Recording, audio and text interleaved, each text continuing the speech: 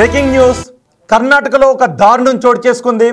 తనను ప్రేమించను అన్నందుకు ఒక అమ్మాయిని కత్తితో పొడిచి ఆ రక్తపు మడుగులో విలవిలలాడుతున్న అమ్మాయి మెడలో తాళి కట్టి సెల్ఫీ తీసుకుని పైశాచిక ఆనందాన్ని పొందాడు ఒక అబ్బాయి. ఈ ఘటన కర్ణాటకలోని మైసూర్లో చోటు చేసుకుంది. అభిషేక్ అనే యువకుడు ఒక అమ్మాయి వెంట పడుతూ ఉన్నాడు, తనను ప్రేమించమని వేధిస్తూ ఉన్నాడు. కానీ ఆ అమ్మాయి చెప్పింది నా వెంట పడద్దు, నేను ప్రేమించను అని ఆ అమ్మాయి చెప్పడంతో అతని వేధింపులు ఎక్కువయ్యాయి. ఇప్పుడు ఆ అమ్మాయి ఉన్న చోటుకు వచ్చి ఆ అమ్మాయిని కత్తితో పొడిచిన తర్వాత ఆ అమ్మాయి రక్తపు మడుగులో కొట్టుకుంటూ ఉంటే విలవల్లాడుతుంటే ఆ అమ్మాయి పక్కనే నిలబడి ఆ అమ్మాయి మెడలో తాళి కట్టి చూడండి ఒకసారి సెల్ఫీ తీసుకున్నాడు. ఇంతటి ఉన్మాదానికి తెగబడ్డ ఇతన్ని కఠినంగా శిక్షించాలి అని కర్ణాటకలో డిమాండ్ చేస్తున్నారు. కర్ణాటకలో ఉన్మాదంతో చెలరేగిపోయిన యువకుడిని ఇప్పుడు మీరు బిగ్ టీవీ స్క్రీన్ పైన చూస్తూ ఉన్నారు. ఆ అమ్మాయిని కత్తితో పొడిచిన తర్వాత కొన ఊపిరితో ఉన్న ఆమెను ఆసుపత్రికి తరలించారు. ఆసుపత్రిలో చికిత్స పొందుతూ ఉండగా ఆమె చనిపోయినట్టుగా తెలుస్తోంది. ఇప్పుడు పోలీసులు ఈ వ్యక్తిని అభిషేక్ అనే వ్యక్తిని అదుపులోకి తీసుకుని విచారిస్తున్నారు. అభిషేక్ను కఠినంగా శిక్షించాలి అని డిమాండ్ చేస్తున్నారు. చూడండి ఒకసారి ఆ మొదటి బాక్స్లో మీరు చూడొచ్చు. అంతకుముందు అభిషేక్ ఫోటోగ్రాఫ్ అది. రెండో బాక్స్లో మీరు చూస్తున్న అమ్మాయి ఈ అభిషేక్ చేతిలో చనిపోయిన అమ్మాయి. ప్రేమోన్మాదానికి చనిపోయింది. తనను ప్రేమించమని రోజు వెంట పడినట్టుగా తెలుస్తోంది. అయితే అమ్మాయి ప్రేమ లేదు, తను చదువుపైనే దృష్టి పెట్టాలని అనుకుంది. కానీ ఆ యువకుడు మాత్రం అభిషేక్ మాత్రం ప్రేమోన్మాదంతో రగిలిపోయాడు. నా ప్రేమనే తిరస్కరిస్తావు అంటూ ఆ అమ్మాయిని వేధించటం మొదలుపెట్టాడు. ఆ వేధింపులు తారాస్థాయికి చేరాయి. ఇప్పుడు తన కూడా ఒక కత్తిని తీసుకొచ్చాడు, అలాగే తాళిబొట్టును కూడా తీసుకొచ్చాడు. తన ప్రేమను ఒప్పుకోకపోతే చంపైనా సరే నిన్ను పెళ్లి చేసుకుంటాను అని శపథం చేశాడు ఈ ప్రేమోన్మాది.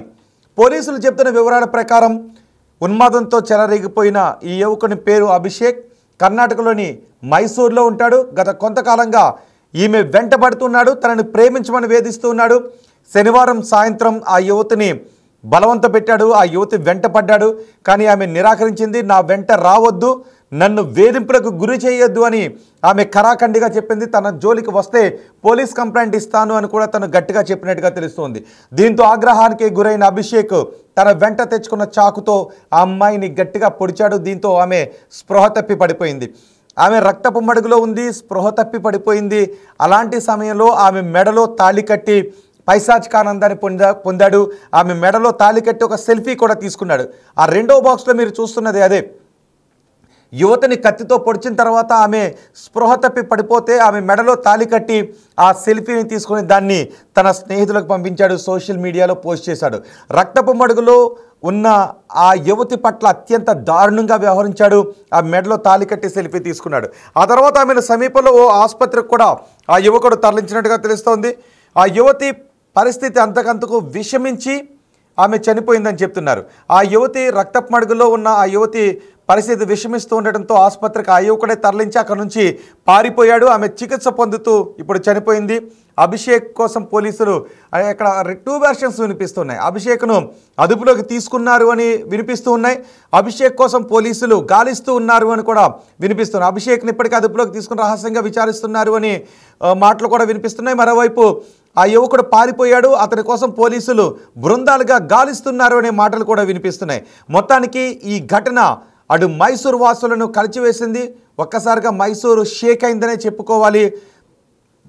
మైసూర్లో ఉండే యువకుడు ఒక అమ్మాయిపై దాడి చేసి కత్తితో పొడిచి ఆ తర్వాత ఆమె మెడలో తాళి కట్టి పైశాచిక ఆనందంతో ఫోటోలు తీసుకొని సోషల్ మీడియాలో పోస్ట్ చేశాడు అనే వార్త బయటకు రావడంతో ఒక్కసారిగా మైసూరు ఉలిక్కిపడింది. దానికి కర్ణాటక ఉలిక్కిపడిందని చెప్పుకోవాలి. కర్ణాటకలో ఇప్పుడు ఈ టాపిక్ గురించే మాట్లాడుకుంటూ ఉన్నారు. ఇంత దారుణానికి అభిషేక్ ఎలా ఒడిగట్టాడు అని. ఈ ఘటన తర్వాత అక్కడ ఉన్న ప్రత్యక్ష సాక్షులు కొంతమంది మాట్లాడారు. వాళ్ళు ఏం మాట్లాడారు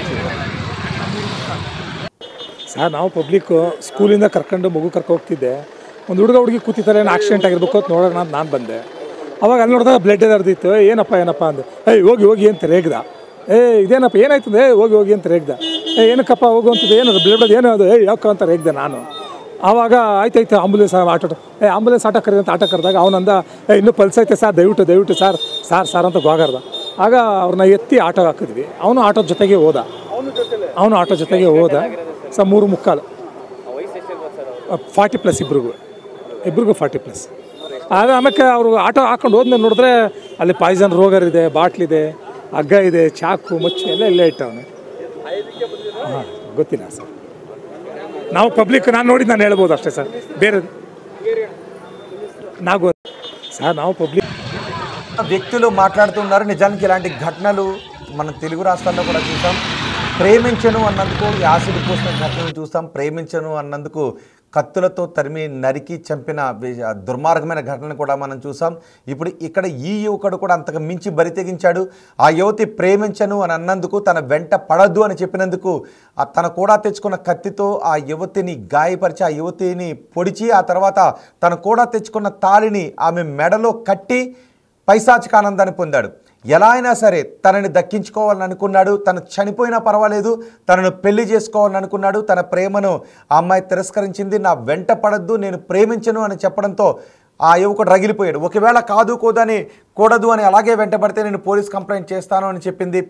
పెద్దలకు చెబుతాను అని ఆమె గట్టిగా చెప్పడంతో రగిలిపోయిన ఆ యువకుడు నా ప్రేమనే తిరస్కరిస్తావని తను కూడా తెచ్చుకున్న కత్తితో ఆమెపై దాడి చేశాడు. ఆ దాడికి ఆమె స్పృహ తప్పి పడిపోయింది. ఆ తర్వాత తను కూడా తెచ్చుకున్న తాళిని ఆమె మెడలో కట్టి ఇప్పుడు నేను ఈమెను పెళ్లి చేసుకున్నాను అంటూ ఆ ఫొటోస్ను సోషల్ మీడియాలో పోస్ట్ చేశాడు. చూడండి, ఆ ఘటన తర్వాత స్కూల్ దగ్గర విద్యార్థులు కూడా ఆందోళన చేస్తున్నారు. ఒక్కసారిగా భయభ్రాంతులకు గురయ్యారు. ఆ మైసూర్లో ఉన్న స్కూల్ విద్యార్థులు కూడా భయభ్రాంతులకు గురయ్యారు. మైసూర్లో ఉన్న ప్రజలు ఒక్కసారిగా భయభ్రాంతులకు గురయ్యారు. ఇలాంటి ఉన్మాదుల మన మధ్య తిరుగుతున్నది అని. ఆ ఘటన తర్వాత పోలీసులు ఇప్పుడు ఆ యువకుని కోసం, అభిషేక్ కోసం గాలిస్తూ ఉన్నారు. ఇప్పుడు అభిషేక్ని ఎలా శిక్షించాలి అని మీరు అనుకుంటున్నారు?